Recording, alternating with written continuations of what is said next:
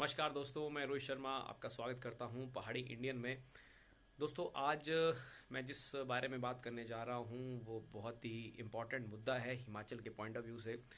और मैं आपको ये बताऊंगा कि पिछले 10-15 वर्षों में हिमाचल में क्या बदलाव आए हैं और क्या हिमाचल सच में विकास की राह पर है या हिमाचल टूटता जा रहा है। दोस्तों, जब भी बरसात का मौसम आता है तो हिमाचलियों के मन में जो है अब कुछ वर्षों से, लगभग 5-6 वर्षों से एक भय क्रिएट हो रहा है। लगभग 5 से 6 साल हो गए। एक भय क्रिएट होता है, बच्चे बच्चे के मन में भय है। आपको छोटा बच्चा भी मिल जाएगा ऐसा बात करता हुआ कि बरसात आ रही है, ये खतरा है, वो खतरा है। लेकिन अगर मैं आपको बात कहूँ कि जब मैं स्कूल में पढ़ता था, अगर मैं 2000 से लेकर के 2010 तक की बात करता हूँ, तो उस समय में हम बरसात को बहुत एंजॉय करते थे। और बरसात के समय जो है अपने गांव जाते थे तो बस में जा रहे हैं, जैसे मर्जी जा रहे हैं, बरसात में जा रहे हैं, बारिश में जा रहे हैं, तो कभी किसी को ऐसी कोई टेंशन नहीं होती थी कि कोई खतरा है बस में, लैंडस्लाइड का खतरा है, ये खतरा है, वो खतरा है। और दिन को जब बारिश हो रही होती तो भी हम गाँव में, खेतों में, नदी नालों के आसपास जो है वो वहाँ पर खेलते थे। और कोई 1% भी कोई चिंता का जो है वो कंसर्न जो है किसी तरह का नहीं होता था। लेकिन आज की डेट में आप ना सफ़र कर सकते हैं, अगर बारिश का मौसम है तो ना सफ़र कर सकते हैं, ना रात के समय चैन से सो सकते हैं। तो ये कुछ 10-15 सालों में हिमाचल में बदलाव हुआ। आज से मैं कहा 2000 से लेकर के 2010 तक ऐसी कोई भी स्थिति हिमाचल में नहीं थी।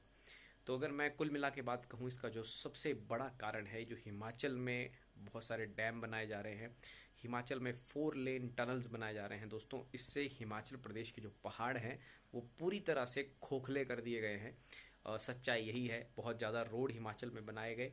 रोड बहुत ज़रूरी है, लेकिन एक्सेस जो कटिंग की गई है वो बहुत ही गलत बात है। अगर आप पहाड़ों में जाएंगे, अभी रिसेंट एक मुद्दा आ रहा था सामने बिजली महादेव का, जहाँ पर कि काफ़ी पेड़ काटे गए हैं।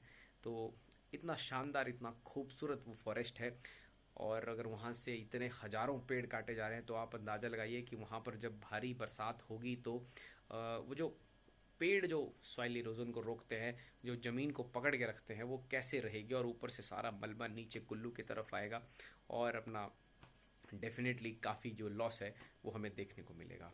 और हमारी जो पूरी वहाँ पर घाटी है, आने वाले समय में नुकसान मुझे लगता है वहाँ भी लोगों को झेलने पड़ेंगे। अभी भी कुल्लू, मंडी 2 ऐसे जिला हो गए हैं जो लगातार हर बरसात में काफ़ी ज़्यादा नुकसान झेल रहे हैं। कारण ये है कि इनके पहाड़ों को छलनी कर दिया गया है।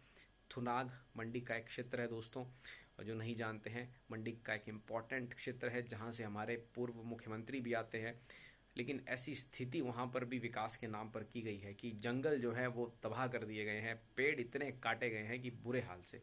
और अब वहाँ पर भारी बारिश के बाद ज़मीन की जो क्षमता है, जो अपने को मजबूत बना के रखने की, अपनी पकड़ बना के रखने की, वो डेफिनेटली कम हो गई है। तो कुल मिला के जो बरसात के समय में जो जीवन हिमाचल प्रदेश के लोग जो रातें काट रहे हैं, जुलाई से लेकर के अगस्त तक की ये 2-2.5 महीने जो काट रहे हैं, डर के साए में काट रहे हैं। तो क्या इस विकास ने हमें डर दिया? मैं कह रहा हूँ आज से 2000 से 2010 में बार बार रिपीट कर रहा हूँ दोस्तों, ऐसा डर हमारे दिमाग में बिल्कुल नहीं था।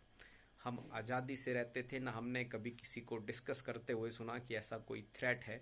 दूसरी चीज़, हम सिर्फ टीवी में बाढ़ देखते थे तो हमें बड़ी हैरानी होती थी कि यार ये इन प्रदेशों में ऐसा क्या है, इतनी बाढ़ आ रही है। बह जाते, हम बोलते थे कि हमारे यहाँ पर तो पहाड़ी एरिया है, सारा पानी बह के निकल जाता है, हमारे तो मज़े हैं, यहाँ पर इतना कोई टेंशन नहीं है। हमारा जो पहाड़ है वो कितना सही है कि कोई टेंशन ही अपने को नहीं है कि कितनी बारिश आ जाए, जो मर्जी आ जाए, ना कभी यहाँ बाढ़ आएगी। ऐसी बातें हम किया करते थे।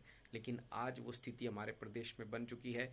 और अगर यही हाल रहे, अगर हमारे मूर्ख जो नेता हैं, अगर ऐसा ही हमारे नेतृत्व रहे, तो मुझे ऐसा लगता है कि आने वाले समय में, क्योंकि ये इनका विज़न बहुत ही छोटा है, 5-5 साल का विज़न है इनका, ये सिर्फ सत्ता हथियाते हैं, अगली सत्ता ऐसे चलती रहती है। हिमाचल के लोगों को भी सोचना पड़ेगा कि कैसे लोगों को आगे लेके जाना है। और जो लालच के पीछे आप अपने प्रदेश को खोखला कर रहे हो, उससे भी बचना होगा। जगह जगह पर होटल बन रहे हैं, अब बुरे हाल से कटान हो रहा है। तो ये छोटी मोटी खुशी जो है वो भावी पीढ़ी को, अभी 3 महीने डर लग रहा है आपको, अगर हाल ऐसे ही रहे तो 12 महीने हिमाचल प्रदेश में डर के साए में रहना पड़ेगा मौसम से।